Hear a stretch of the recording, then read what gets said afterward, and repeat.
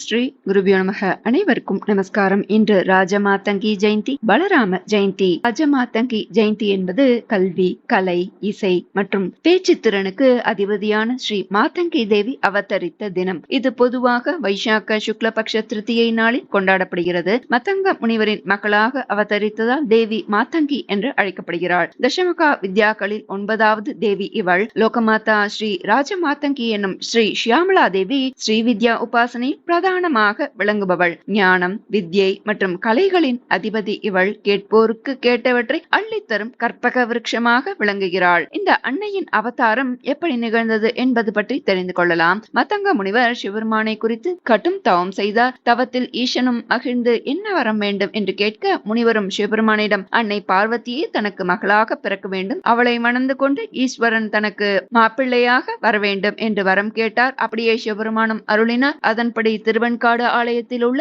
மதங்க புஷ்கரணியில் மலர்ந்திருந்த நீலோத்பல மலரில் ராஜமாதங்கி அவதரித்தாள். ராஜஷியாமலா மாதங்கி, காதம்பரி, வாக்விலாசினி என்று பலவாறு துதிக்கப்படுபவள் அன்னை. ஆதிசங்கரர் தொடங்கி சங்கீத மும்மூர்த்திகள் வரை இவளை பாடிப்பணிந்து பல சிறப்புகளை பெற்றுள்ளார்கள். கவி காளிதாசர் ஷியாமலா தண்டகத்தில் பாடி பாடி பரவசப்பட்ட அன்னை ஷியாமலா எனும் ராஜமாதங்கி. ஆதிபராசக்தியின் மந்திரினியாக இருந்து அற்புதமான ஆலோசனைகளை சொல்பவள். ராஜஷியாமலா என்று ஸ்ரீ லலிதா சகஸ்ரநாமம் இவளை கொண்டாடி போட்டுகிறது. சாக்த வழிபாட்டில் சப்த மாதாக்களில் ஒருவள். தசமகா வித்யாக்களில் 9வது தேவியாக ராஜமாதங்கி இருந்து வருகிறாள். மதுரை மீனாட்சியும் ஸ்ரீ ராஜமாதங்கியின் அம்சமே. அன்னையின் நாமம் தாங்கிய தசமகா வித்யா மந்திரம் பார்க்கலாம். காளி தாரா மகாவித்யா ஷோடசி புவனேஸ்வரி பைரவி சின்னமஸ்தாச்ச வித்யா தூமாவதி ததா பகலா சித்த வித்யாச்ச மாதங்கி கமலாத்மிகா ஏதாதச மகாவித்யா சித்த வித்யா பிரகீர்த்திதாக.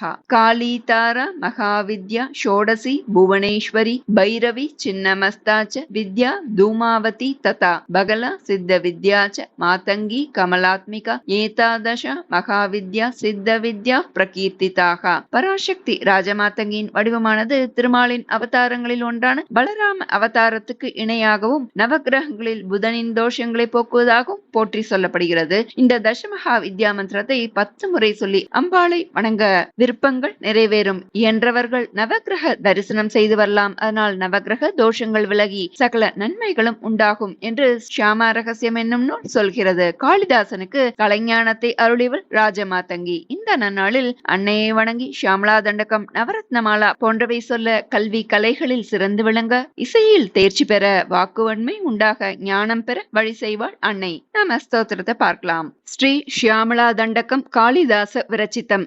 மாணிக்ய வீணாமுபலாலயந்தீம் மதாலசாம் மஞ்சுள வாக்விலாசாம் மாகேந்திர நீலத்யுதி கோமலாங்கீம் மாதங்க கன்யாம் மனசா ஸ்மராமி சதுர்புஜே சந்திரகலாவதம்சே குச்சோன்னதே குங்குமராகசோணே புண்ட்ரேக்ஷு பாஷாங்குஷ புஷ்பபாணஹஸ்தே நமஸ்தே ஜகதேகமாதக மாதாமரகதஷ்யாமா மாதங்கி மதசாலினி குர்யாத் கடாட்சம் கல்யாணி கதம்பவனவாசினி ஜய மாதங்க தனயே ஜய நீலோத்பலத்யுதே ஜய சங்கீத ரசிகே ஜய லீலாசுகப்ரியே ஜய ஜனனி சுதா சமுத்ராந்தருத்யன்மணி த்வீப சம்ரூட பில்வாட்ட விமத்ய கல்பத்ருமா கல்ப காதம்ப காந்தார வாசப்ரியே கிருத்திவாசப்ரியே சர்வலோகப்ரியே சாதராரப்த சங்கீத சம்பாவனா சம்பிரமாலோல நீபஸ்ரகாபத்த சூலீசநாதத்ரிகே சானுமத்புத்ரிகே சேகரீபூத சீதாம்சுரேகாமயூகாவலீபத்த சுஸ்னிக்த நீலாலகஸ்ரேணி ஸ்ருங்காரிதே லோக சம்பாவிதே காமலீலாதனுசன்னி பப்ரூலதா புஷ்ப சந்தோக சந்தேக கிருல்லோச்சனே வாக்சுதாசேச்சனே சாரு கோரோச்சனா பங்க கேலீலலாமாபிராமே சுராமே ரமே प्रोल्लसद्वालिका मौक्तिकश्रेणिका चन्द्रिका मण्डलोद्भासि लावण्य गण्डस्थलन्यस्त कस्तूरिका पत्ररेखा समुद्भूत सौरभ्य सम्भ्रान्त भृङ्गाङ्गना गीत सान्द्रीभवन्मन्त्र तन्त्रीस्वरे सुस्वरे भास्वरे वल्लकी वादन प्रक्रियालोल तालीदलाबद्ध ताटङ्क भूषा विशेषान्विते सिद्ध सम्मानिते दिव्यहाला मदोद्वेल खेलाल सच्चक्षुरान्दोलन श्री समाक्षिप्त कर्णैक नीलोत्पले निर्मले पूरिताशेष लोकाभिवाञ्छाफले श्रीफले स्वेद बिन्दुल सत्पाल लावण्य निष्यन्द सन्दोक सन्देह कृण्णासिका मौक्तिके सर्वमन्त्रात्मिके सर्वसिद्ध्यात्मिके कालिके मुग्ध मन्दस्मितोदार वक्त्रस्फुरत् पूग कर्पूर ताम्बूल कण्डोत्करे ज्ञानमुद्राकरे सर्वसम्पत्करे पद्मभास्वत्करे श्रीकरे कुन्द पुष्पद्युति स्निग्ध दन्तावली निर्मलालोल कल्लोल सम्मेलन स्मेर शोणाधरे चारुवीणाधरे पक्वबिम्बाधरे सुललित नवयौवनारम्भ चन्द्रोदयोद्वेल लावण्य दुग्धार्णवाविर्भवत्कम्बुबिम्बोक भृत्कन्तरे सत्कला मन्दिरे मन्तरे दिव्यरत्नप्रभा बन्धुरच्चन्न हारादिभूषा समुद्योतमानानवद्याङ्गशोभे शुभे रत्नकेयूर रश्मिच्चटापल्लव प्रोल्लसद्दोर्लताराजिते योगिभिः पूजिते विश्वदिङ्मण्डलव्याप्तमाणिक्य तेजस्फुरत्कङ्कणालङ्कृते विभ्रमालङ्कृते साधुभिः सत्कृते वासरारम्भ वेला समुजृम्भमाणारविन्द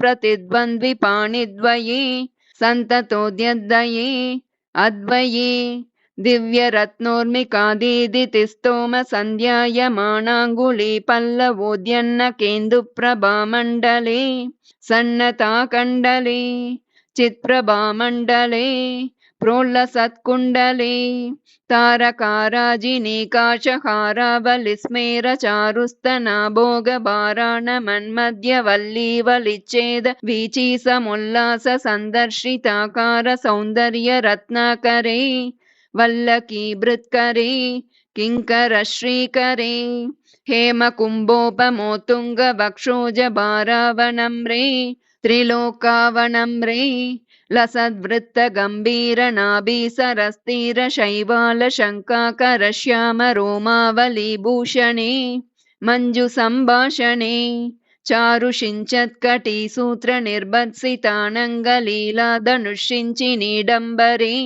दिव्यरत्नाम्बरे पद्मरागोल्लसन्मेखलाभास्वर श्रोणि शोभाजित स्वर्ण भूभृत्तले चन्द्रिका शीतले विकसित नवकिंशुकातम्र दिव्यांशु कच्छन्न चारूरु शोभापराभूत सिन्दूर शोणायमानेन्द्र मातङ्ग हस्तार्गले वैभवानर्गले श्यामले कोमल स्निग्ध नीलोत्पलोत्पादितानङ्ग तूणीर शङ्काकरोदार जङ्गालते चारुलीलागते नम्र दिक्पाल सीमन्तिनी कुन्तल स्निग्ध नीलप्रभा पुञ्च सञ्जात दूर्वाङ्कुराशङ्क सारङ्ग संयोग रिङ्कण्ण केन्दुज्वले प्रोज्वले निर्मले प्रह्वदेवेश लक्ष्मीश भूतेश तोयेश वाणीश कीनाश दैत्येश यक्षेश वाय्वग्निकोटीरमाणिक्य सङ्गृष्ट पालातपोद्दामलाक्षार सारुण्य तारुण्य लक्ष्मी गृहीताङ्घ्रि पद्मे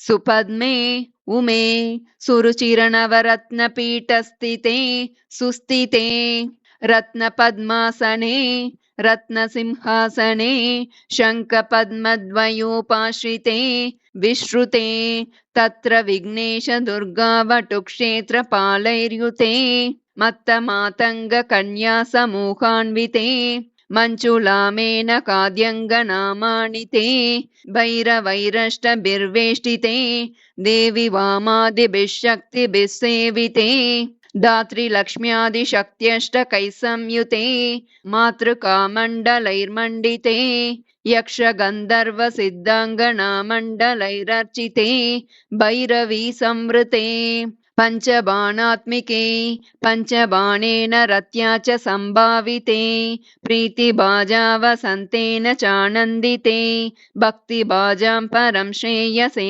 कल्पसे योगिनां मानसे द्योतसे छन्दसामोजसा भ्राजसे गीतविद्या विनोदाति तृष्णेन कृष्णेन सम्पूज्यसे भक्तिमच्चेतसा वेदसा स्तूयसे विश्वहृद्येन वाद्येन विद्याधरैर्गीयसे श्रवणहरण दक्षिण क्वाणया वीणया किन्नरैर्गीयसे यक्षगन्धर्वसिद्धाङ्गनामण्डलैरर्च्यसे सर्वसौभाग्यवाञ्छावतीभिर्वधूभिः सुराणां समाराध्यसे सर्वविद्याविशेषात्मकं चाटुगाथा समुच्चारणं कण्ठमूलोल्लसद्वर्णराजित्रयं कोमलश्यामलोदारपक्षद्वयं तुण्डशोभातिदूरी भवत्किं शुकं शुकं लालयन्ती परिक्रीडसे पाणिपद्मद्वयेनाक्षमालामपि स्फाटिकीं ज्ञानसारात्मकं पुस्तकञ्चाङ्कुशं पाशमाबिभ्रतीयेन सञ्चिन्त्यसे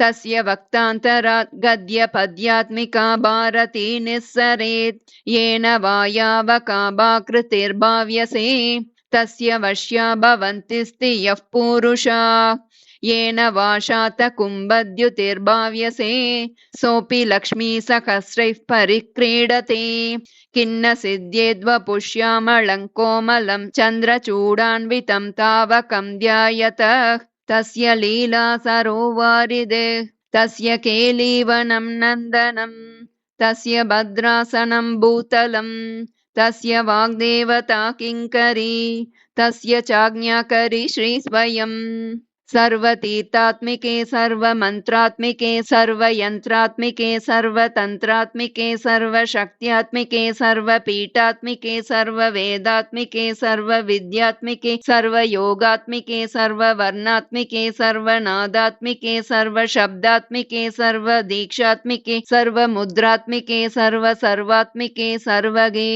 सर्वरूपे हे जगन्मातृके पाहि मां पाहि मां पाहि मां देवि तुभ्यं नमो देवि तुभ्यं नमो देवि तुभ्यं नमः इति श्यामलादण्डकं सम्पूर्णम् श्यामल नवरत्नमालिका स्तोत्रं कालिदास विरचितम् ओंकार पंजर शुकीं उपनिषद उद्यान केलिकलकण्ठीं आगम विपिन मयूरीं आर्याम् अमन्तर्विभावये गौरीम् ओंकार पंजर शुकीं उपनिषद उद्यान केलिकलकण्ठीं आगम विपिन मयूरीं आर्याममन्तर्विभावये गौरीं दयमान दीर्घ नयनां देशिकरूपेण दर्शिताभ्युदयां वामकुचनिहितवीणां वरदां सङ्गीतमातृकां वन्दे श्यामतनुसौकुमार्यां सौन्दर्यानन्दसम्पदुन्मेषां तरुणिमकरुणापूरां मदजलकल्लोललोचनां वन्दे नखमुखमुखरितवीणा नादरसास्वादनवनवोल्लासं मुखमम्बमोदयतु मां मुक्ताताटङ्कमुग्धहसितन्ते सरिगमपदनिरतान्तां वीणा सङ्क्रान्तकान्तहस्तान्तां शान्तां मृदुलस्वान्तां कुचभरतान्तां नमामि शिवकान्ताम् अवटु तटघटितचूडामणिं शूली ताडितताली पलाशताटङ्कां वीणावादनवेला कम्पितशिरसां नमामि मातङ्गीं वीणारवाणुशङ्गं विकचमुकाम्बोजमाधुरी भृङ्गं करुणापूरतरङ्गं कलये मातङ्गकन्यकापाङ्गं मणिभङ्गमे च काङ्गीं मातङ्गीं नौमि सिद्धमातङ्गीं यौवनवनसारङ्गीं सङ्गीताम्बोरुकानुभवभृङ्गीं मेचकमासे चणकं मिथ्यादृष्टान्तमध्यभागन्ते मातस्तव स्वरूपं मङ्गलसङ्गीतसौरभं मन्ये नवरत्नमाल्यमेतद् रचितं मातङ्गकन्यकाभरणं यः पठति भक्तियुक्तः सः भवेत् वागीश्वरः साक्षात् नवरत्नमाल्यमेतद् रचितं मातङ्गकन्यकाभरणं यः पठति भक्तियुक्तः सः भवेत् वागीश्वरः साक्षात् इति कालिदास विरचित श्री श्यामला नवरत्नमालिका स्तोत्रम சம்பூர்ணம். ஸ்ரீ குருப்யோ நமः.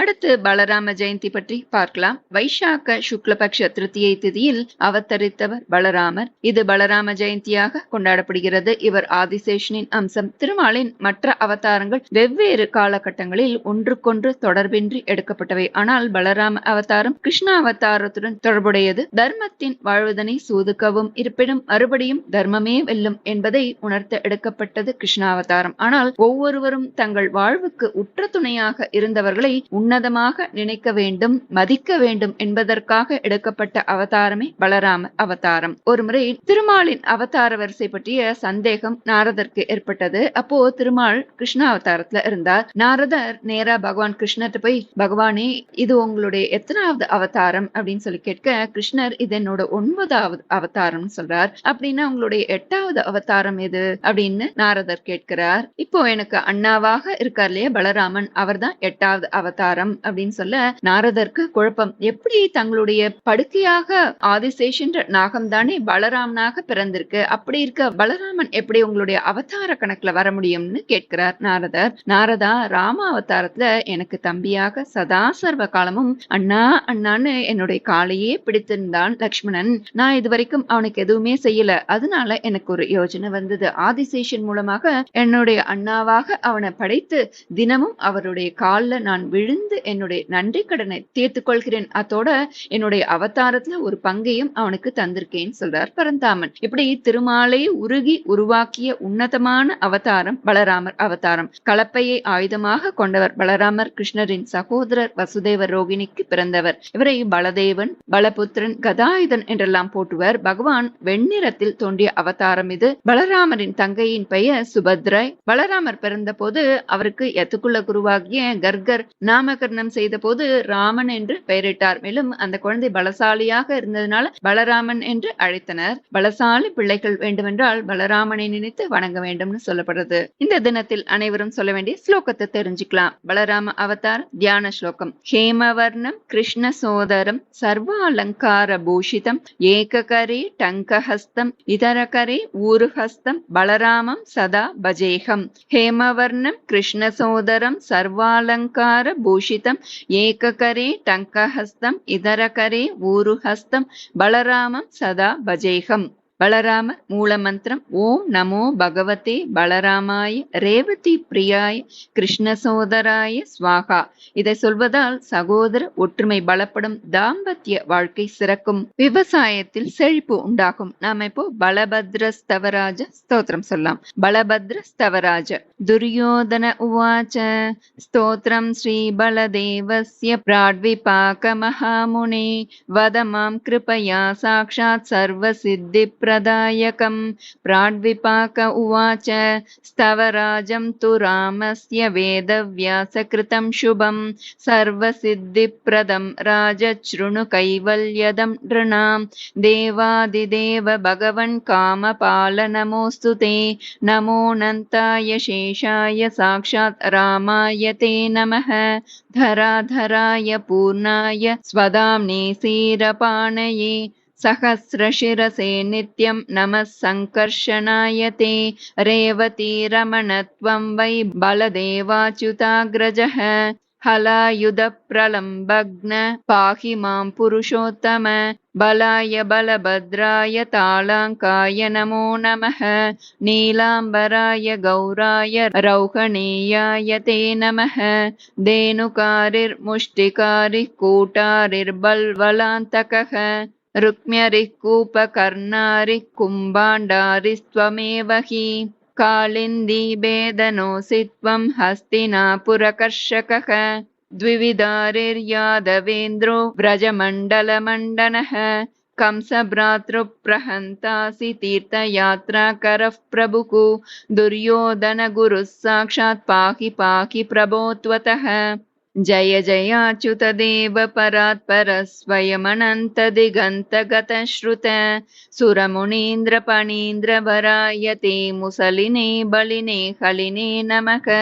यः पठेत् सततं स्तवनं नरः स तु हरेः परमं पदमाव्रजेत्। जगति सर्वबलं त्वरिमर्दनं भवति तस्य धनं स्वजनं धनम् इति श्रीगर्गसंहितायां बलभद्रखण्डे बलभद्रस्तवराजस्तोत्रं सम्पूर्णं। श्रीगुरुभ्यो नमः। हरिः ओम्।